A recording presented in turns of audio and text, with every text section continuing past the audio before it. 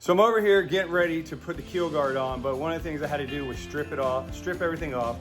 And so I decided if I'm gonna strip off everything on the kayak, let me show you just a couple little things. I'm not gonna do a full walkthrough.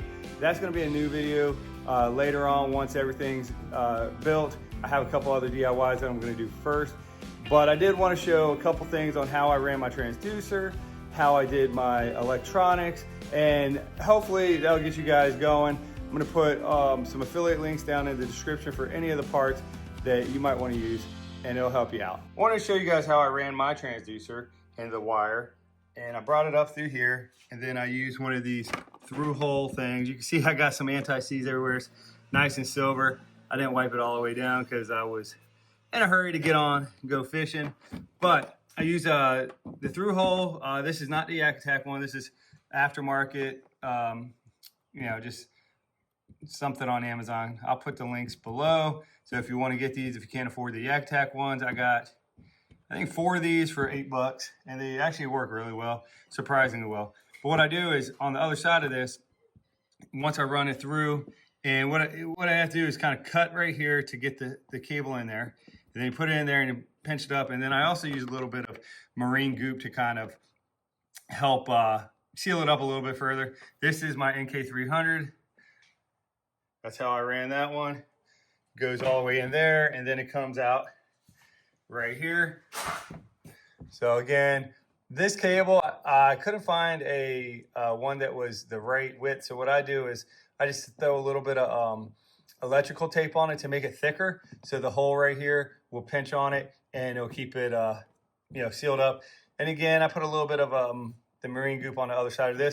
This right here is for this is for well, you can charge your phone, but this right here with this USB-C port, you also have you know, regular USB-A's. This will power up my Osmos, which I can record and keep them on the external power without any issues, or GoPros, whatever. Here's the Wizard. They went out. So far, it's looking pretty good. The only thing I noticed was a little bit of whatever this is. So I gotta see if it's corroding or the plating's coming off, or if it happens to just be a coating from, you know, the salt off. When you spray it off, it does it. And I'm starting to think they might have actually used some stainless steel bearings inside of there, because they're doing pretty well. I do want to see the other side where the brass little washer is and see how that's doing. But overall, very impressed still. The only thing I don't like, mine was not fitted very well. Loose. I felt that when I was out there. And then under here, if you want to see how I run my other cable. So this is the other end of the transducer cable. You can see I got a little bit of the marine goop because I had to adjust it after I put a little bit in there. And it's the power cable for my fish finder, as well as my transducer cable. And then right here is a USB cable that goes through this dang it, grommet nut thing. I forget to call that. But I'll put the links to those down below too. I got a big pack of those on Amazon. And I'm not gonna show you all this because I do want to finish it up, but if we get it here, that's where the other stuff goes. One of the other things that you might want is some scupper plugs. If you're going out tandem, or you're loaded down tournament style, you got everything. If you don't have these, and even if you're not totally loaded down, when if you're in some choppy water, if you don't put in some scupper plugs in these front ones, it's going to pop out. Well, I found these, they're Amers. I guess that's how you say it. Amers. I found these on Amazon, and these are, I mean, they're perfect size. And I got 12 for like $12. Put it in here, and you get it right there, and then you see that, and it clicks right in there. I mean, literally, it's like it was made for it. It goes all the way down to the last spot. And I zoomed in a little too far there.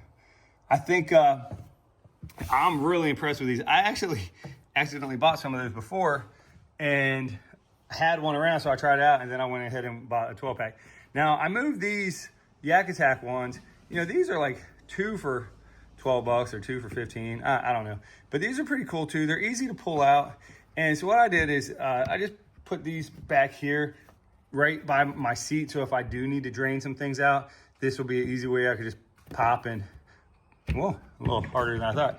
But let's see, that these ones, they're pretty easy to pull out too. So I could mix it out. However, I like how it clicks in there. Oh, there you go. Yeah, when it clicks in, it's not as easy to pull out as the Yak Attack ones. For the most part, that's not going to be an issue. You're not going to care. You're going to want just one set maybe to pull out easy, and that's going to be your Yak Attack ones that come with it. They come in there. I replaced those with the aimers, and I went ahead and since I had all of them, I replaced all of them, and it was great. I went out, did some tandem night fishing. I'm gonna have a video on that, and these things really did help out. Kept the water out of the hole. When I do my daytime on the water tandem review video, you'll see that there was water in here just because of the extra weight. And those videos are all coming out within the next week or so. But there you go. That's it. We're gonna move on to the next thing. I often talk about how the different metals can have a reaction. And so all I did was take these out and I started putting them back in. Used my salt off wipe. And I noticed something when I started to put the one in. Let's see if it does it on this one too. Just really pay attention to what happened at the bottom. Let's see. Oh, that one's good. Okay. Let's try this one. All right, well, good too. Let's try this one.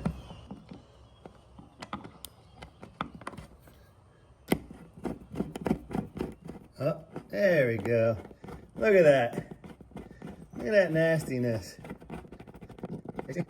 That's what happened on the other side as well. And you can tell it's kind of nasty down in there. Yeah, just make sure that you're cleaning these things out and keeping them clean, and you know, make sure that you get anything that's in there out of there. Actually, 1 second. Other people have mentioned that their screws have seized in there and they had to drill them out. Well,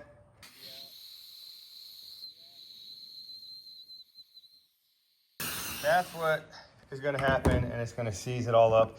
Use some anti-seize, but also take this off. This is the spot where the motor goes, the NK300 mount.